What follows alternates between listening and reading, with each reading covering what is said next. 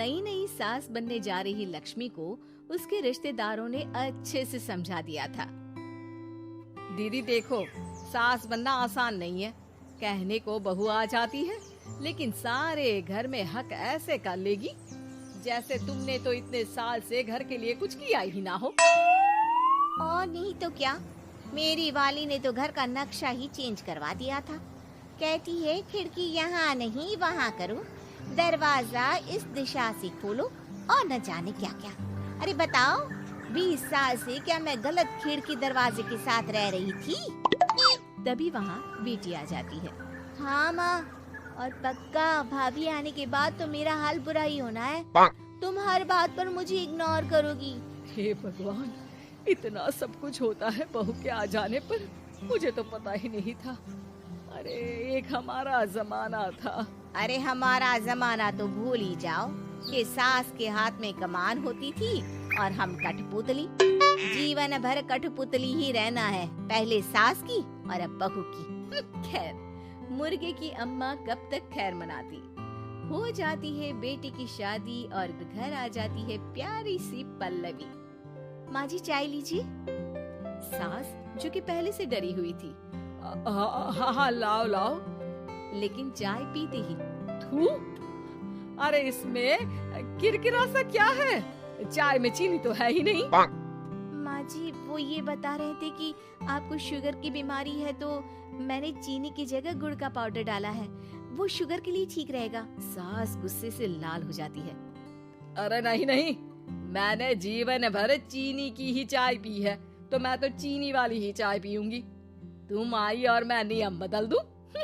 ऐसी सास नहीं हूँ मैं, समझी? पल्लवी को समझ में नहीं आता कि सास को हो क्या गया है। अरे माँ जी हुआ क्या है, आप तो भड़क गई। तभी वहाँ ननद आ जाती है। तो आप काम ही ऐसा कर रही है ना भाभी? अरे भाई मैंने क्या किया? शुगर के पेशेंट को चीनी नहीं पीनी चाहिए, तो मैंने चाय में चीनी नहीं डाली।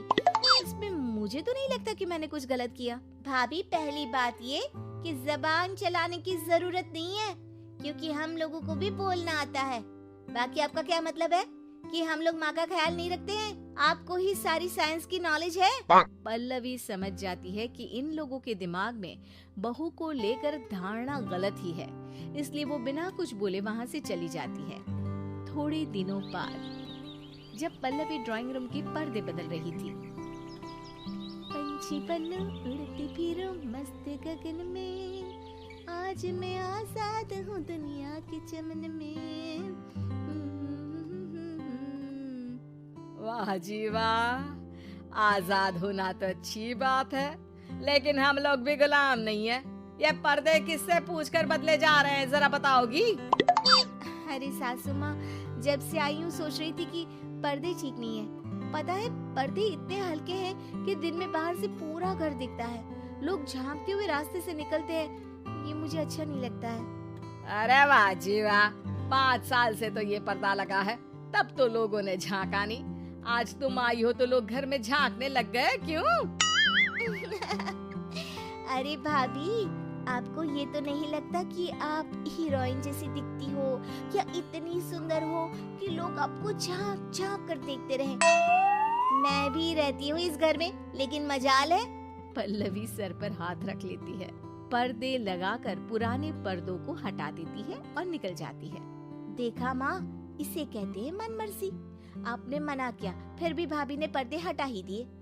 ठीक है बेटा, शुक्र करना पर्दे ही हटाए हैं। अरे कहीं किसी दिन ये हमें ही ना हटा दे।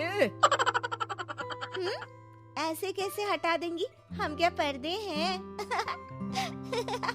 दिन बीतते हैं और एक दिन सास और ननद वॉक पर निकली होती है कि पड़ोसन।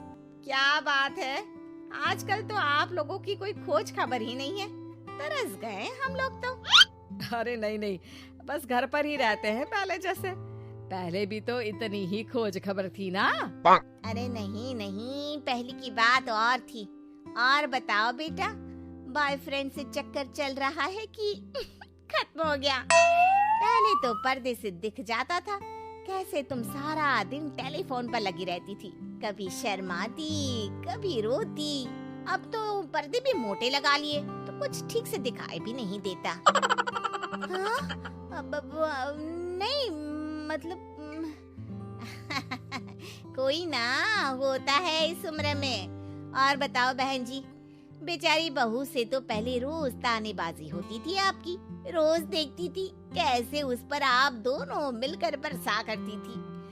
अब ठीक है ना वो? चल बेटा, ये औरत तो पागल हो गई है।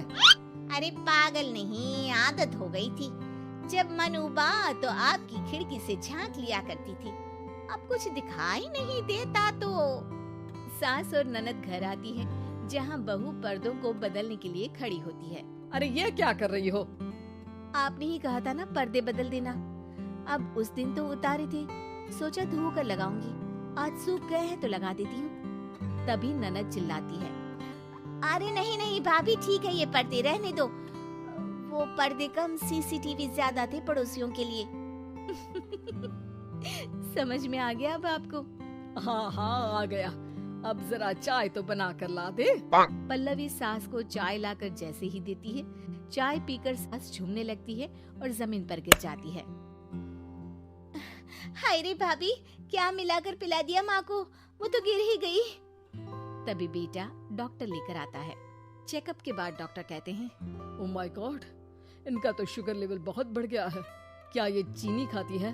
हाँ डॉक्टर साहब, मैंने कई बार इनको चीनी की चाय और मीठा के लिए मना किया, लेकिन ये मानती ही नहीं। माँ को कुछ होगा तो नहीं ना? वो ठीक तो हो जाएंगी ना? अरे बहू की बात नहीं मानती तो क्या बेटी की भी नहीं मानती है ये? बेटा, आप नहीं रोकती अपनी माँ को चीनी की चाय और मीठा खाने से?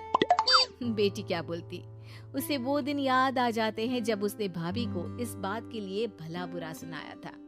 डॉक्टर के जाने के बाद, भाभी मुझे माफ कर दो, लोगों के कहने में आकर हम लोगों ने आपसे बहुत बुरा व्यवहार किया, जबकि ससुराल वालों को ये समझना चाहिए कि घर बहू का भी होता है।